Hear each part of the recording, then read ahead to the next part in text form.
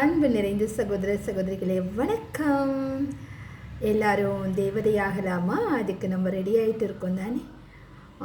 தேவதையாகிறதுனா ரொம்ப ஈஸி தான். அதுக்கு சில விஷயங்கள் செய்யணும்.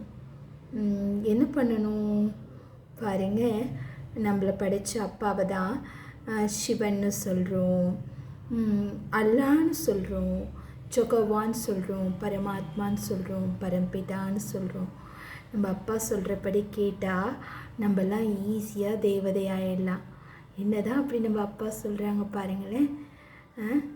கிளி போல பேசு, இளங்குயில் போல பாடு, மலர் போல சிரித்து நீ குணம் போல வாழு. லலலா லலாலா லலலா லலலா லலலா லலலா லலலா லலலா. இப்படி நம்ம அழகாக வாழ்ந்தோம்னா நிச்சயமாக நம்ம தேவதை ஆயிடலாம்ல, நம்ம தேவர்கள் ஆயிடலாம்ல. நம்ம முயற்சி செய்யலாமா? நன்றி, வணக்கம்.